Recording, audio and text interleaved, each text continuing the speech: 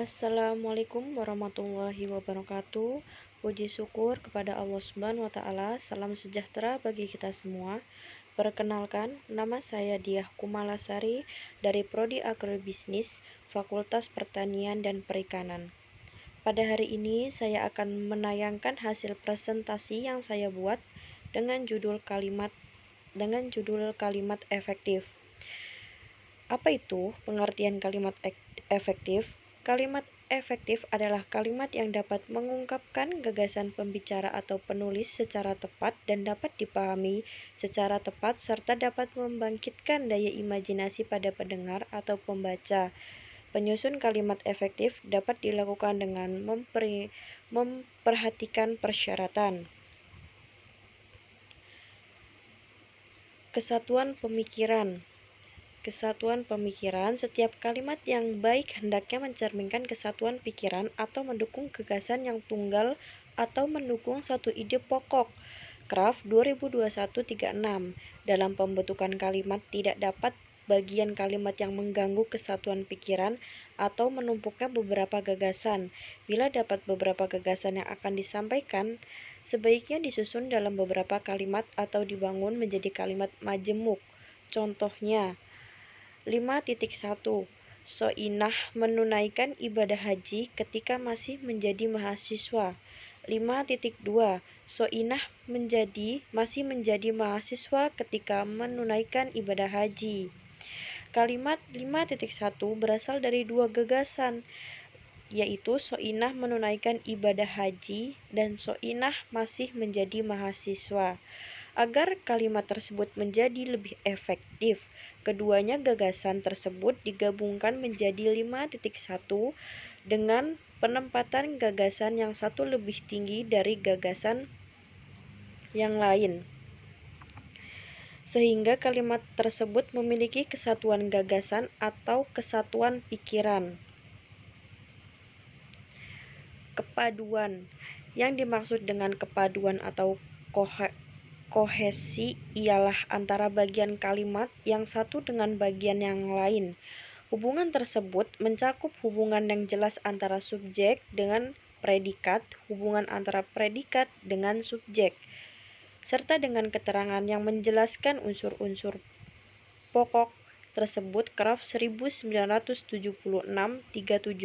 Hubungan antar bagian yang kohesif padu menciptakan kesatuan pikiran. Hubungan yang menciptakan kesatuan pikiran atau kesatuan makna yang pula kovensi jadi kohensi dalam sebuah kalimat lebih menekankan pada hubungan struktur, sedangkan kohensi lebih menekankan dengan satuan pikiran. Contohnya itu 5.3 bagi mahasiswa yang belum membayar SPP supaya segera dilunasi di Bio Keuangan. 5.4 sesuai dengan unsur tersebut mengharapkan agar dapat kesamaan pendapat dalam menangani kasus bentrokan antar warga. Subjek dalam kalimat tersebut tidak jelas, yakni bagi mahasiswa pada kalimat 5.3 sesuai dengan unsur tersebut pada kalimat 5.4 bukan merupakan subjek.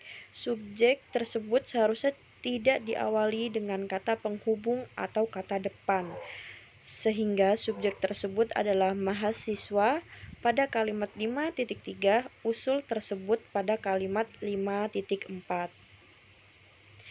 Penekanan. Penekanan adalah menekankan bagian-bagian yang penting dalam kalimat.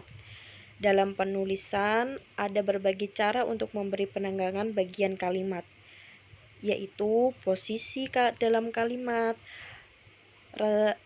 repetisi, pertentangan, dan penambangan partikel. Posisi dalam kalimat.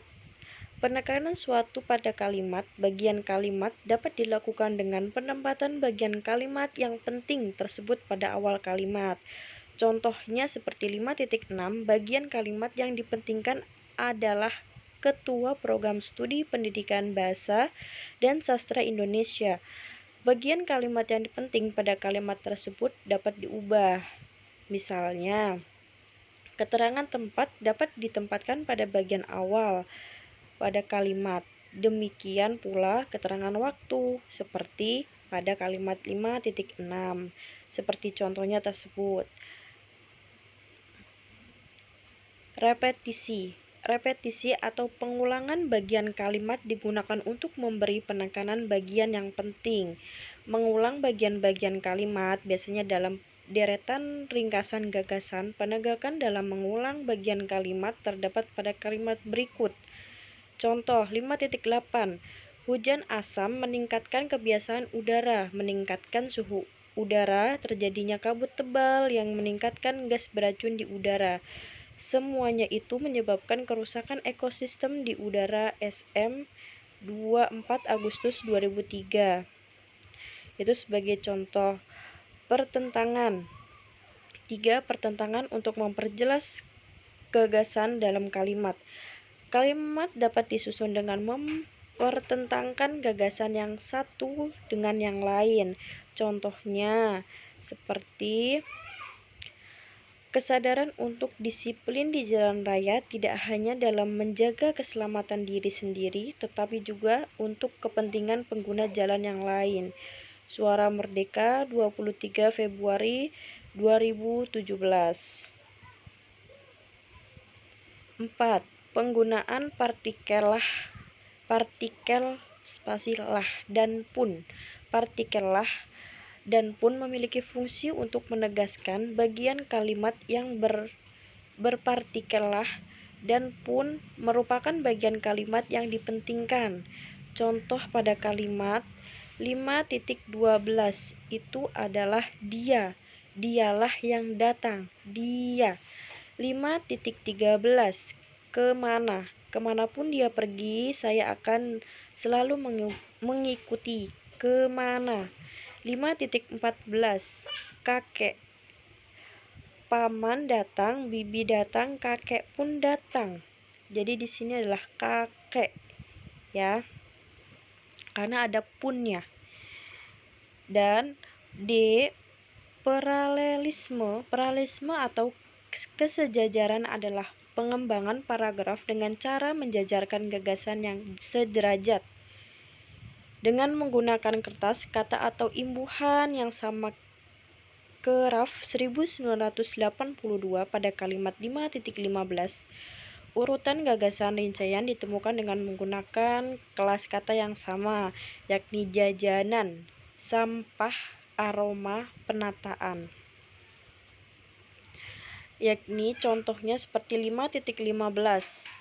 Tempat pertemuan orang-orang yang bekerja sebagai pedagang dan konsumen atau pembeli itu menyandang cita negatif, yakni mulai dari jalanan becek, sampah berserakan, aroma tidak enak, penataan barang tidak teratur, area parkir sempit, sehingga neraca keuangan amburadul. Suara Merdeka, 23 Februari 2017. Kesimpulannya dari semua materi yang saya presentasikan, kalimat efektif adalah kalimat yang dapat mengungkapkan gagasan pembicara atau penulis secara tepat dan dapat dipahami secara tepat, serta dapat membangkitkan gaya imajinasi pada pendengar atau pembaca. Penyusun kalimat efektif yang dilakukan dengan memperhatikan persyaratan sebagai berikut. Pertama, ada kesatuan pemikiran, kepaduan dan koherensi, dan pengembangan kalimat. Kalimat efektif dapat dikembangkan melalui beberapa cara, di antaranya kesatuan pikiran, kepaduan, repetisi, penekanan, variasi, penempatan bagian kalimat, pertentangan, penggunaan partikel lah, kah, dan pun, serta paralelisme kejajaran. Kepaduan atau kohesi ialah antara bagian kalimat yang satu dengan bagian kalimat yang lain. Hubungan tersebut mencakup hubungan yang jelas antara subjek dan predikat, hubungan antara predikat dan subjek, serta dengan keterangan yang menjelaskan unsur pokok tersebut. Penekanan adalah menekankan bagian-bagian yang penting dalam kalimat. Dalam penulisan ada berbagai cara untuk memberi penekanan bagian kalimat. Cara tersebut ialah posisi ke dalam kalimat, repetisi, pertentangan, dan penambahan partikel. Paralelisme atau kejajaran adalah pengembangan paragraf dengan cara menjajarkan gagasan yang sederajat dengan menggunakan kelas kata atau himpunan yang sama. Sekian, terima kasih. Mohon maaf jika ada kekurangan atau salah dengan kata yang tidak saya sengaja. Mohon dimaafkan. Wassalamualaikum warahmatullahi wabarakatuh.